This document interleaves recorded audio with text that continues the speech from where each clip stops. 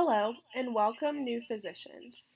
Today, we are just going to go over some of the day to day experiences and things that you need to know for your day to day work life.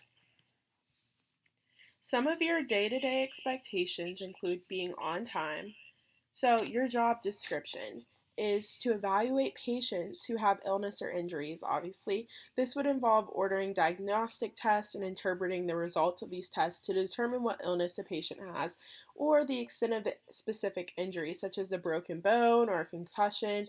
Medical doctors discuss test findings with these patients. So, one of the main focuses of your practice is going to be communication.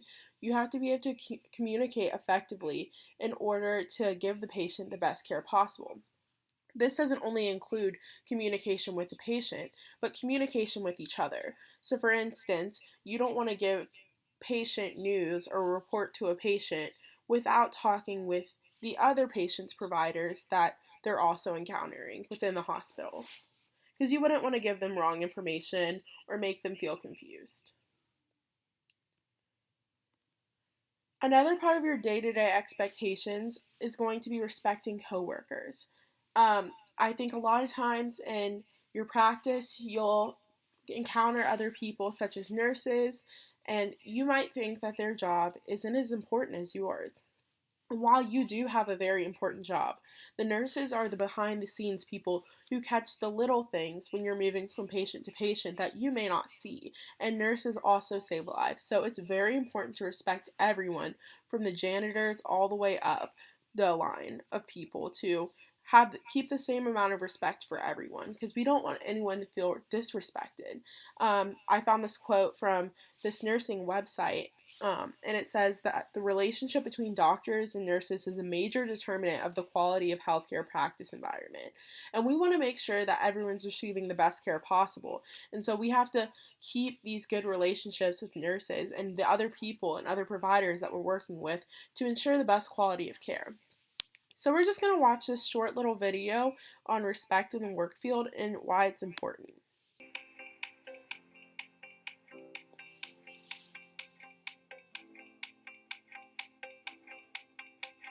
Respect is quite the word, isn't it? It's in articles, employment manuals, and even the chorus of one of the world's most iconic songs. But what does it actually mean in the workplace? And why does it matter? Many teams don't fully understand the ramifications of a disrespectful work environment. Not only does it put the company and individuals at risk for sexual harassment and workplace harassment lawsuits, but numerous studies show that disrespectful work environments lead to a disengaged, unhappy workforce. In fact, a recent Gallup poll estimates that in the U.S. alone, employers spend more than $300 billion annually due to disengaged employees. A respectful workplace fosters security, appreciation, and efficiency. And when it comes to sexual harassment, a truly respectful workplace is significantly less likely to have problems with inappropriate behaviors. When the tone of your office is professional and respectful, employees are much more likely to keep crude jokes to themselves. A respectful workplace doesn't just happen, it's built carefully by everyone from upper management to the newest employee. Respect can't be a program or project, it's a way of life at work. So you basically get the point of that. That video, I like it a lot because it also touches on sexual harassment, which will absolutely not be permitted in this establishment at all. And later on, I'll tell you the resources you have if you're being sexually harassed and points of contacts that you'll need to know.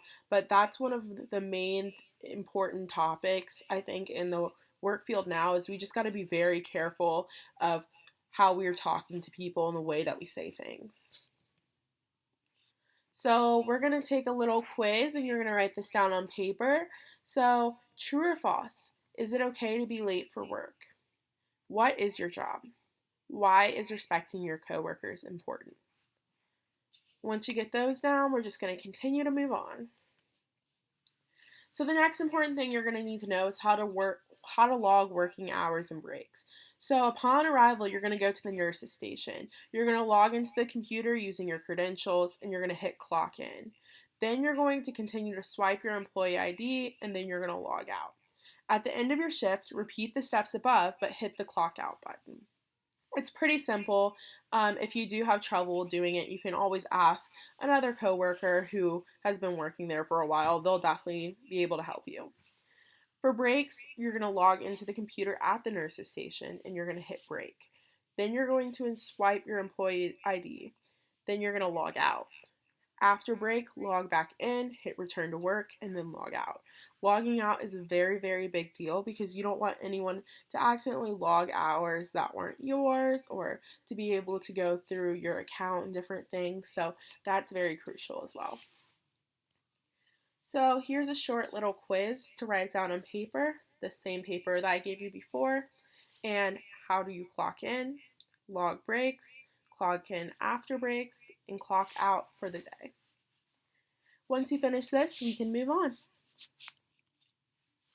So this is one of the most crucial pieces of the entire PowerPoint, I think, besides respect, is knowing who to report to for different issues you're having. So for human resources, you're going to go to Jenny Boston. So if you do encounter sexual harassment, she's the lady to talk to. Here's her number and her email. You can contact her whenever, and she should be able to help solve the situation.